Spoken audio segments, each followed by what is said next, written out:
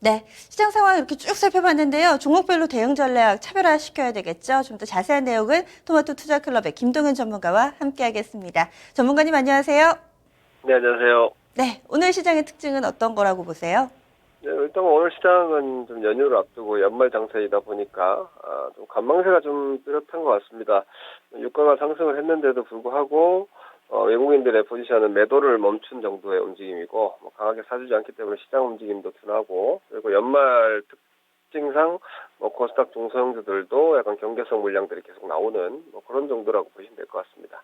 네. 그럼 종목별로 보겠습니다. 오늘 상승 종목부터 확인할 텐데요. 먼저 보험주들도 뭐 일부 배당 메리트가 있는 종목도 있고요. 그래서 그런지 현대해상도 현재 상승 흐름 띄고 있습니다. 전 업종 가운데 또 건설 섹터가 오늘장에 상승불 켜고 있는데 대림산업이 대표적이고요. 뭐 에디톡스나 KC 그린홀딩스, 원익 아이패스 정도 좀 특징적으로 볼 수 있을 것 같네요. 현대해상 상당히 좀 오랜만에 이야기 나누는 것 같은데요. 오늘 강세 배경에는 어떤 것들이 작용했다고 보시나요?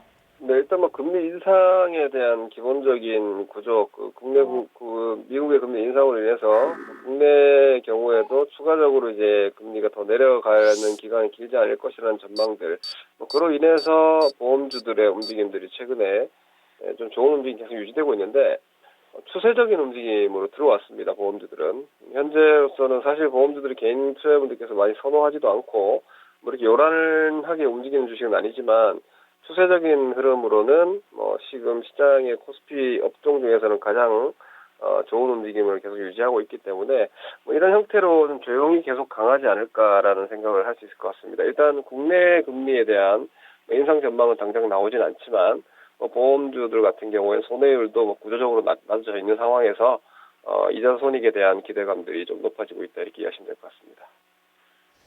이어서 대림산업은 오늘장에 상승하면서 20일 이동평균선을 강하게 뚫어내는데요. 대림산업, 이제는 좀 바닥을 확실히 다졌다. 이런 자신감을 가져도 될까요?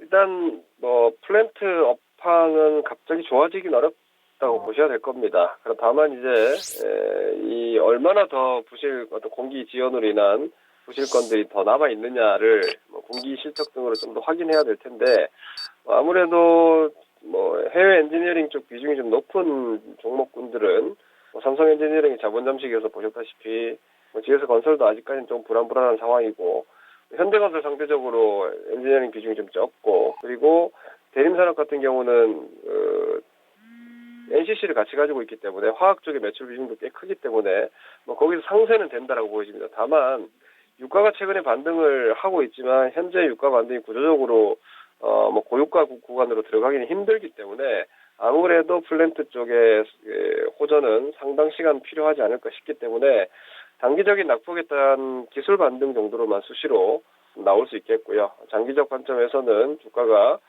큰 머리 위에 돌을 이고 있는 형국이기 때문에 공격적인 매매나 배팅은 건설 쪽에서는 아직까지는 굳이 들어가실 필요가 없지 않나. 단기 반등 정도로만 이용하시면 될 것 같습니다.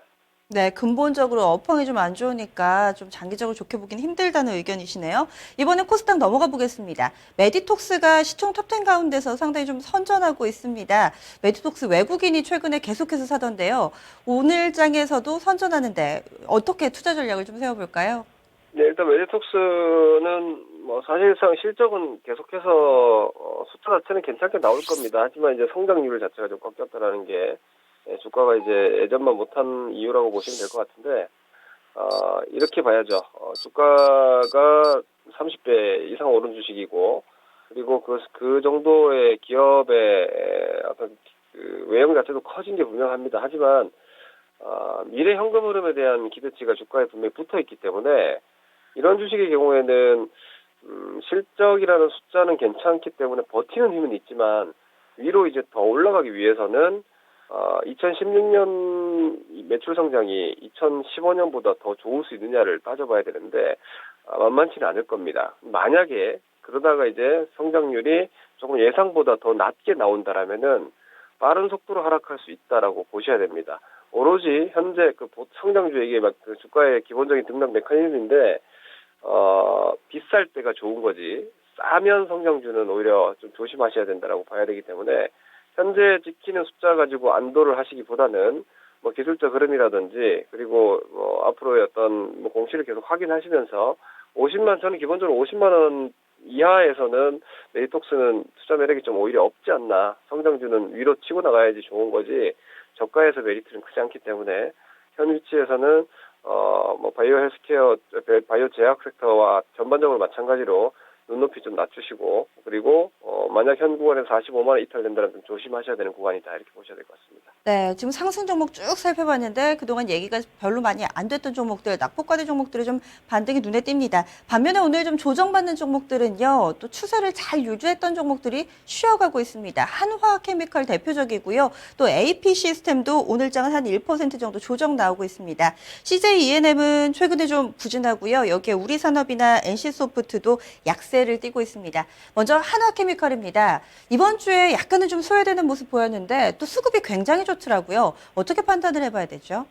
네, 일단 지금 사실 전기차가 크게 이슈는 되어 있는데 예를 들어서 LG화학이랑 하나케미칼 비교했을 때 당장의 실적 성장은 하나케미칼이 더 좋을 겁니다.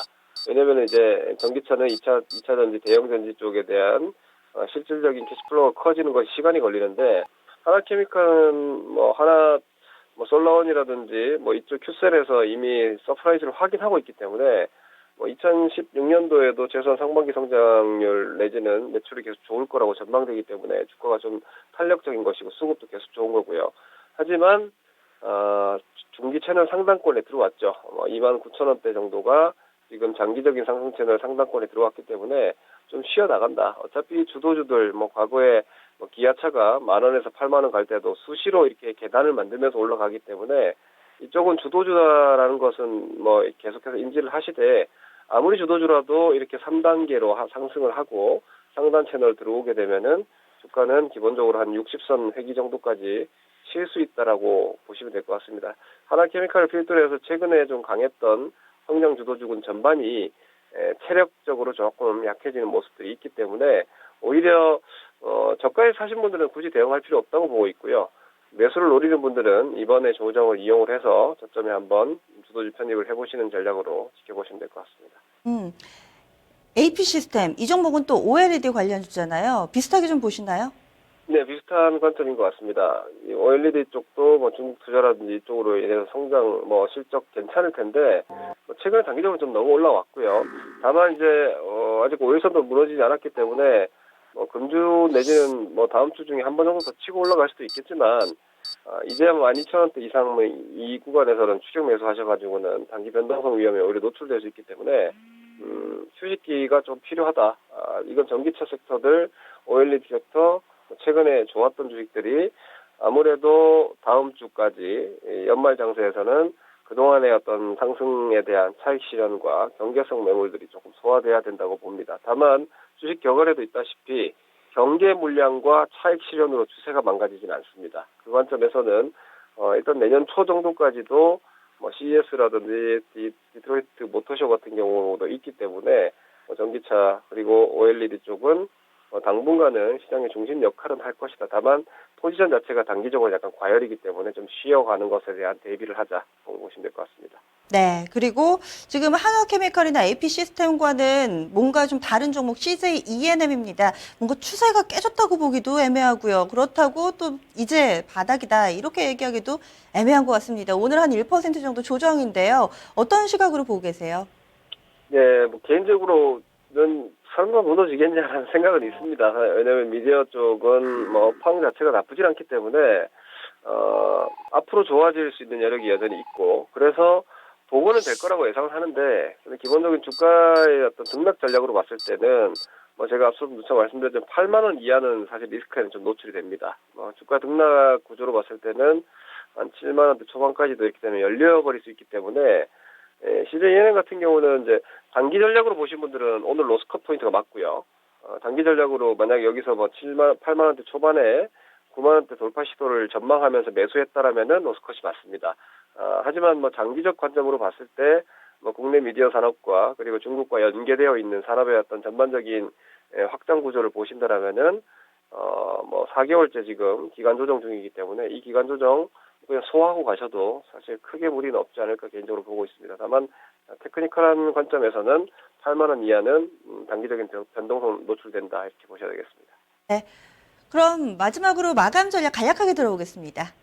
네, 뭐 관망하는 시장이고 그리고 뭐 오늘 이후에 또 연휴 들어가죠. 다음 주 사흘 거래밖에 없습니다. 뭐 이런 구간이고 그리고 이번 코스닥 같은 경우에는 뭐 대주주 요건 강화라든지 뭐 과세 기준 강화 이런 부분들도 있고 해서 뭐 조금은 뭐 사실 중소형주는 매물 소화가 있을 거고 장기적으로 봤을 때는 오히려 상품 가격들의 호전세 등으로 대형주 그리고 경기주, 소재주 이런 쪽들은 연말 장세는 조금 더 낫지 않을까 싶습니다. 이 구간 지나고 나면 다시 성장 쪽을 볼 수 있기 때문에 뭐 종목 계속 연구하시고 뭐 좋은 종목 가지고 계신다라면 크게 무리 없는 시장이다 이렇게 보시면 될 것 같습니다.